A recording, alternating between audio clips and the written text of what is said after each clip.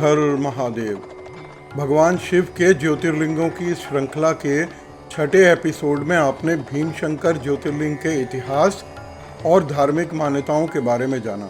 इस एपिसोड में आप उत्तर प्रदेश के वाराणसी शहर में स्थित विश्वेश्वर अर्थात विश्वनाथ ज्योतिर्लिंग के बारे में जानेंगे। श्री विश्वेश्वर ज्योतिर्लिंग उत्तर प्रदेश के वाराणसी जनपद के काशी नगर में स्थित है।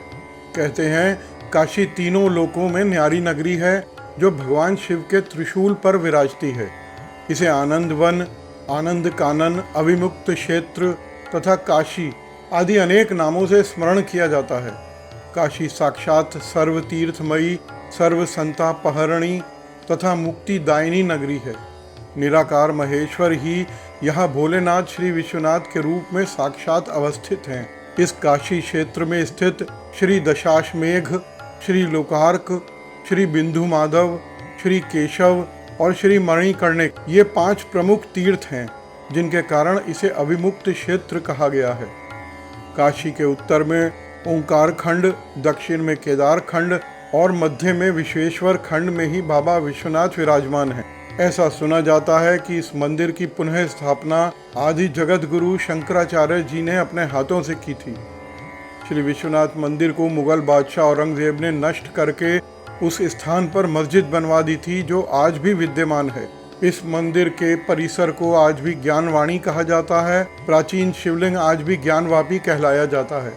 आगे चलकर भगवान शिव की परम भक्त महारानी अहिल्याबाई ने ज्ञानवापी से कुछ हटकर श्री विश्वनाथ के एक सुंदर मंदिर का निर्माण कराया था। महाराजा रणजीत सिंह ने इस मंदिर पर स्वर्ण कलश चढ़वाया था। काशी में अनेक विशिष्ट तीर्थ हैं जिनके विषय में लिखा है, विशेषम माधवम ढुंडिम दंडपाणिम च भैरवम वंदे काशीम गुहम गंगा भवानी मणिकर्णिकाम। अर्थात विशेश्वर ज्योतिर्लिंग, बिंदु माधव, ढुंडीराज गणेश, दंडपाणी काल भैरव, गुहा गंगा, माता अन्नपूर्णा तथा मणिकर्णिक आदि मुख्य तीर्थ हैं। काशी में मरने वाले किसी भी प्राणी को निश्चित ही मुक्ति प्राप्त होती है। जब कोई मर रहा होता है उस समय भगवान विश्वनाथ उनके कानों में तारक मंत्र का उपदेश करते हैं जिससे वह आवागमन के चक्कर से छूट जाता है अर्थात इस संसार से मुक्त हो जाता है। काशी नगरी की उत्पत्ति तथा उसकी भगवान शिव की प्रियतमा बनने की कथा स्कंद पुराण के काशी खंड में वर्णित है। काशी उत्पत्ति के विषय में अगस्त जी ने श्री स्कंद से पूछा था, जिसका उत्तर देते हुए श्री स्कंद ने उन्हें बताया कि इस प्रश्न का उत्तर हमारे पिता महादेव जी ने माता पार्वती जी को दिया था। उन्होंने कहा था कि महाप्रलय के समय जगत के संपूर्ण प्राणी नष्ट हो गए थे। सर्वत्र घोर अंधकार छाया हुआ था। उस समय सत स्वरूप ब्रह्म के अतिरिक्त सूर्य, नक्षत्र, ग्रह, तारे आदि कुछ भी नहीं थे। केवल एक ब्रह्म का अस्तित्व था जिसे शास्त्रों में एक मेवाद वितीयम कहा जाता है। ब्रह्म का ना कोई नाम है और ना कोई रूप, इसलिए वह मन, वाणी आदि इंद्रियों का विषय नहीं बनता है। वह तो सत्य है, ज्ञानमय है, अनंत है, आनंद स्वरूप है और परम प्रकाशमान है। वह निर्विकार, निराकार, निर्गुण, निर्विकल्प और सर्वव्यापी, माया से परे तथा उपद्रव से रहित परमात्मा कल्प के अंत में अकेला ही था। कल्प के आदि में उस परमात्मा के मन में ऐसा संकल्प उठा कि मैं 1 से 2 हो जाऊं। यद्यपि वह निराकार है किंतु अपनी लीला शक्ति का विस्तार करने के उद्देश्य से उसने साकार रूप धारण किया। परमेश्वर के संकल्प से प्रकट हुई वह ऐश्वर्य गुणों से भरपूर सर्व ज्ञानमयी सर्व स्वरूप द्वितीय मूर्ति सबके लिए वंदनीय थी। महादेव ने पार्वती जी से कहा, प्रिय, निराकार पर ब्रह्म की वह द्वितीय मूर्ति मैं ही हूँ। सभी शास्त्र और विद्यमान मुझे ही ईश्वर कहते हैं। साकार रूप में प्रकट होने पर भी मैं अकेला ही अपनी इच्छा के अनुसार विचरण करता हूँ। मैंने ही अपने शरीर से कभी अलग न होने वाली तुम प्रकृति को प्रकट किया है। तुम ही गुणवती माया और प्रधान प्रकृति हो। तुम प्रकृति ही बुद्धि तत्व को जन्म देने वाली तथा विकार रहित हो। काल स्वरूप आदि पुरुष मैंने ही एक साथ तुम शक्ति को तथा इस काशी क्षेत्र को प्रकट किया है। इस प्रकार उस शक्ति को ही प्रकृति और ईश्वर को परम पुरुष कहा गया है। वे दोनों शक्ति और परम पुरुष परमानंदमय स्वरूप में होकर काशी क्षेत्र में रमण करने लगे। 5 कोस के क्षेत्रफल वाले काशी क्षेत्र को शिव और पार्वती ने कभी प्रलय काल में भी त्याग नहीं किया है। इसी कारण इस क्षेत्र को अविमुक्त क्षेत्र कहा जाता है। जिस समय इस भूमंडल की, जल की तथा अन्य प्राकृतिक पदार्थों की सत्ता नहीं रह जाती है, उस समय में अपने विहार के लिए भगवान जगदीश्वर शिव ने इस काशी क्षेत्र का निर्माण किया था। कार्तिकेय ने अगस्त जी को बताया कि यह काशी क्षेत्र भगवान शिव के आनंद का कारण है, इसलिए पहले उन्होंने इसका नाम आनंदवन रखा था। काशी क्षेत्र के रहस्य को ठीक ठीक कोई नहीं जान सकता। उन्होंने कहा है कि आनंद कानन में जो यत्र तत्र संपूर्ण शिवलिंग है, उन्हें ऐसा समझना चाहिए कि वह सभी लिंग आनंद कंद रूप बीजों से अंकुरित हुए हैं। इसके बाद भगवान शिव ने माँ जगदम्बा के साथ अपने बाएं अंग में अमृत बरसाने वाली अपनी दृष्टि डाली। उस दृष्टि से अत्यंत तेजस्वी, तीनों लोक में अतिशय सुंदर एक पुरुष प्रकट हुआ। वह अत्यंत शांत, सतोगुण से परिपूर्ण तथा सागर से भी अधिक गंभीर और पृथ्वी के समान श्यामल था तथा उसके बड़े बड़े नेत्र कमल के समान सुंदर थे। अत्यंत कमनीय और रमणीय होते हुए भी प्रचंड भुजाओं से सुशोभित वह पुरुष स्वर्ण रंग के 2 पीतांबरों से अपने शरीर को ढके हुए था। उसके नाभि कमल से बहुत ही मनमोहक सुगंध चारों ओर फैल रही थी। देखने में वह अकेले ही संपूर्ण गुणों की खान तथा समस्त कलाओं का खजाना प्रतीत होता था। वह एकाकी ही जगत के सभी पुरुषों में उत्तम था, इसीलिए उसे पुरुषोत्तम कहा गया। सभी गुणों से विभूषित उस महान पुरुष को देखकर महादेव जी ने उससे कहा, अच्युत, तुम महाविष्णु हो। तुम्हारे निश्वास से वेद प्रकट होंगे, जिनके द्वारा तुम्हें सब कुछ ज्ञान हो जाएगा, अर्थात तुम सर्वज्ञ हो जाओगे। इस प्रकार महाविष्णु को कहने के बाद भगवान शंकर पार्वती के साथ विचरण करने हेतु आनंद वन में प्रवेश कर गए। पुरुषोत्तम भगवान विष्णु जब ध्यान में बैठे तो उनका मन तपस्या में लग गया। उन्होंने अपने चक्र से सुंदर पुष्करणी खोदकर उसे अपने शरीर के पसीने से भर दिया। उसके बाद उस सरोवर के किनारे उन्होंने कठिन तपस्या की, जिससे प्रसन्न होकर पार्वती जी के साथ भगवान शिव वहां प्रकट हो गए। उन्होंने महाविष्णु से वर मांगने को कहा तो विष्णु ने भवानी सहित हमेशा उनके दर्शन की इच्छा व्यक्त की। भगवान शिव सदा दर्शन के वचन का स्वीकार करते हुए बोले कि चूंकि मुक्तामय कुंडल यहाँ गिरा है, इसलिए यह तीर्थ का प्रधान क्षेत्र माना जाए, अर्थात अकथनीय ज्योति प्रकाशित होती रहे। इन कारणों से इसका दूसरा नाम काशी भी स्वीकार हो। विष्णु ने आगे निवेदन किया कि ब्रह्मा से लेकर कीट पतंग जितने भी प्रकार के जीव हैं, उन सबके काशी क्षेत्र में मरने पर मोक्ष की प्राप्ति अवश्य हो। उस मणिकर्णिका तीर्थ में स्नान, संध्या, जप, हवन, पूजन, वेदाध्ययन, तर्पण, पिंडदान, 10 महादान, कन्यादान, अनेक प्रकार के यज्ञों, व्रतों, दयापन, विशोत्सर्ग तथा शिवलिंग स्थापना आदि शुभ कर्मों का फल मोक्ष के रूप में प्राप्त होए। जगत में जितने भी क्षेत्र हैं, उनमें सर्वाधिक सुंदर और शुभकारी हो तथा इस काशी का नाम लेने वाले भी पाप से मुक्त हो जाएं। महाविष्णु की बातों को स्वीकार करते हुए शिव ने उन्हें आदेश दिया कि आप विविध प्रकार की यथा योग्य सृष्टि करो और उनमें जो कुमार पर चलने वाले दुष्टात्मा हैं, उनके संहार में भी कारण बनो। 5 कोस के क्षेत्रफल में फैला यह काशी धाम मुझे अति प्रिय है। मैं यहाँ सदा निवास करता हूँ, इसलिए इस क्षेत्र में मेरी आज्ञा ही चलती है। यमराज आदि किसी अन्य की नहीं। इस अविमुक्त क्षेत्र में रहने वाला पापी हो अथवा धर्मात्मा, उन सबका शासक अकेला मैं ही हूँ। काशी से दूर रहकर भी जो मनुष्य मानसिक रूप से इस क्षेत्र का स्मरण करता है, उसे पाप स्पर्श नहीं करता है और वह काशी क्षेत्र में पहुंचकर उसके पुण्य के प्रभाव से मुक्ति को प्राप्त कर लेता है।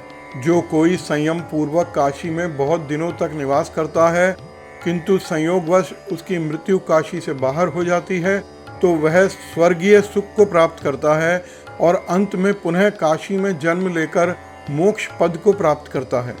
जो मनुष्य श्री काशी विश्वनाथ की प्रसन्नता के लिए इस क्षेत्र में दान देता है, वह धर्मात्मा भी अपने जीवन को धन्य बना लेता है। पंचकोशी अविमुक्त क्षेत्र विश्वनाथ के नाम से प्रसिद्ध एक ज्योतिर्लिंग का स्वरूप ही जानना और मानना चाहिए। भगवान विश्वनाथ काशी में स्थित होते हुए भी सर्वव्यापी होने के कारण सूर्य की तरह सर्वत्र उपस्थित रहते हैं। जो कोई उस क्षेत्र की महिमा से अनजान है अथवा उसमें श्रद्धा नहीं है, फिर भी वह जब काशी क्षेत्र में प्रवेश करता है या उसकी मृत्यु हो जाती है तो वह निष्पाप होकर मोक्ष को प्राप्त कर लेता है। यदि कोई मनुष्य काशी में रहते हुए पाप कर्म करता है तो मरने के बाद वह पहले रुद्र पिशाच बनता है, उसके बाद उसकी मुक्ति होती है। स्कंद पुराण के इस आख्यान से स्पष्ट होता है कि श्री विश्वेश्वर ज्योतिर्लिंग किसी मनुष्य की पूजा, तपस्या आदि से प्रकट नहीं हुआ, बल्कि यहाँ निराकार परब्रह्म परमेश्वर महेश्वर ही शिव बनकर विश्वनाथ के रूप में साक्षात प्रकट हुए। उन्होंने दूसरी बार महाविष्णु की तपस्या के फलस्वरूप प्रकृति और पुरुष के रूप में उपस्थित होकर आदेश दिया। महाविष्णु के आग्रह पर ही भगवान शिव ने काशी क्षेत्र को अभिमुक्त कर दिया। उनकी लीलाओं पर ध्यान देने से काशी के साथ उनकी अतिशय प्रियशीलता स्पष्ट मालूम होती है। इस प्रकार द्वादश ज्योतिर्लिंग में श्री विश्वेश्वर भगवान विश्वनाथ का शिवलिंग सर्वाधिक प्रभावशाली और अद्भुत शक्ति संपन्न है। माता अन्नपूर्णा के साथ भगवान शिव अपने त्रिशूल पर काशी को धारण करते हैं और कल्प के प्रारंभ में अर्थात सृष्टि रचना के प्रारंभ में उसे त्रिशूल से पुनः भूतल पर उतार देते हैं। शिव पुराण में श्री विश्वेश्वर ज्योतिर्लिंग की महिमा कुछ इस प्रकार बताई गई है।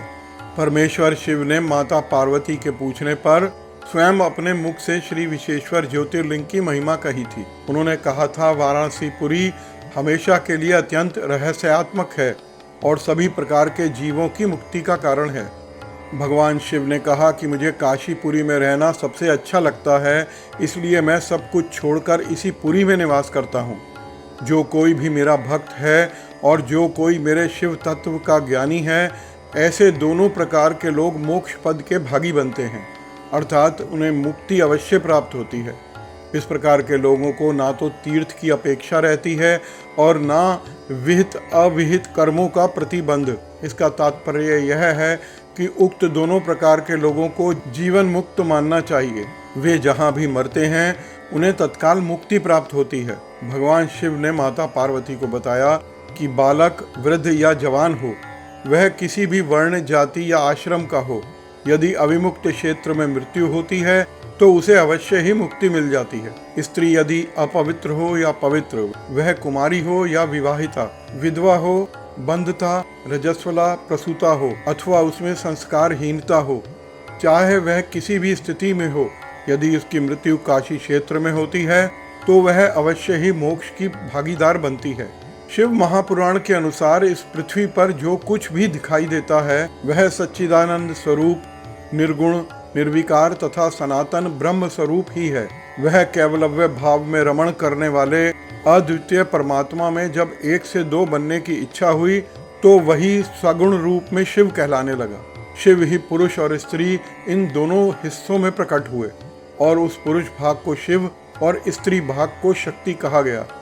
उन्हीं सच्चिदानंद स्वरूप शिव और शक्ति ने अदृश्य रहते हुए स्वभाववश प्रकृति और पुरुष रूपी चेतन की पुष्टि की। प्रकृति और पुरुष सृष्टिकर्ता अपने माता पिता को ना देखते हुए संशय में पड़ गए।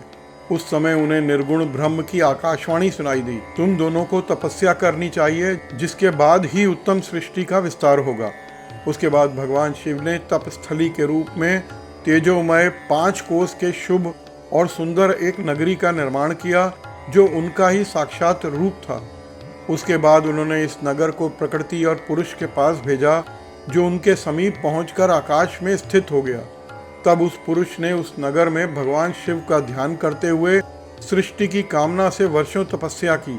तपस्या में श्रम होने के कारण श्रीहरि के शरीर से श्वेत जल की अनेक धाराएं फूट पड़ी, जिससे संपूर्ण आकाश भर गया। वहां उसके अतिरिक्त कुछ और नहीं दिखाई देता था। उसके बाद भगवान विष्णु मन ही मन विचार करने लगे कि यह कैसी विचित्र वस्तु दिखाई देती है, जिसका आश्चर्यमय दृश्य को देखते ही जब उन्होंने अपना सिर हिलाया तो उनके कान से मणि खिसक कर गिर गई। मणि के गिरने से वह स्थान मणिकर्णिका तीर्थ के नाम से प्रसिद्ध हो गया।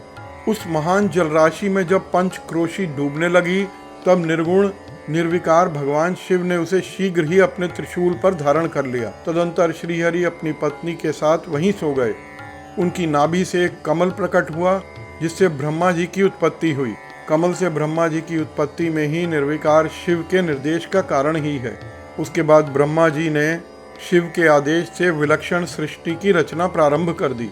भगवान शिव ने विचार किया कि ब्रह्मांड के अंतर्गत कर्म पाश में फंसे प्राणी मुझे कैसे प्राप्त कर सकेंगे। इस प्रकार विचार करते हुए उन्होंने पंचक्रोशी को अपने त्रिशूल से उतारकर उस जगत में छोड़ दिया। काशी में स्वयं परमेश्वर ने ही अभिमुक्त लिंग की स्थापना की, इसलिए उन्होंने अपने अंशभूत को यह निर्देश दिया कि तुम्हें उस क्षेत्र का कभी त्याग नहीं करना चाहिए। यह पंचक्रोशी लोक का कल्याण करने वाली, कर्म बंधनों को नष्ट करने वाली, ज्ञान प्रकाश देने वाली तथा प्राणियों के लिए मोक्षदायिनी है। यद्यपि ऐसा बताया गया है कि ब्रह्मा जी का एक दिन पूरा हो जाने पर इस जगत का प्रलय हो जाता है, फिर भी अभिमुक्त काशी क्षेत्र का नाश नहीं होता है, क्योंकि उसे भगवान परमेश्वर शिव अपने त्रिशूल पर उठा लेते हैं। ब्रह्मा जी जब नई सृष्टि का आरंभ करते हैं, उस समय भगवान शिव काशी को पुनः भूतल पर स्थापित कर देते हैं। कर्मों का कर्षण करने के कारण उस क्षेत्र का नाम काशी है, जहां अभिमुक्तेश्वर लिंग हमेशा विराजमान रहता है। संसार में जिसको कभी गति नहीं मिलती है, उसे वाराणसी में गति मिल जाती है। महापुण्यमयी पंचक्रोशी करोड़ों हत्याओं के दुष्फल का विनाश करने वाली है। भगवान शंकर की यह प्रिय नगरी समान रूप से भोग और मोक्ष को प्रदान करती है। कालाग्नि रुद्र के नाम से विख्यात कैलाशपति शिव अंदर से सतोगुणी तथा बाहर से तमोगुणी कहलाते हैं। यद्यपि वे निर्गुण हैं, फिर भी जब सगुण रूप में प्रकट होते हैं तो वे शिव कहलाते हैं। रुद्र ने पुनः पुनः प्रणाम कर निर्गुण शिव से कहा, विश्वनाथ महेश्वर, निसंदेह मैं आपका ही हूँ। मुझ आत्मज पर आप कृपा कीजिए। मैं आपसे प्रार्थना करता हूँ कि आप लोक कल्याण की कामना से जीवों का उद्धार करने के लिए यहीं विराजमान हों। इसी प्रकार स्वयं अविमुक्त क्षेत्र ने भी श्री शंकर जी से प्रार्थना की।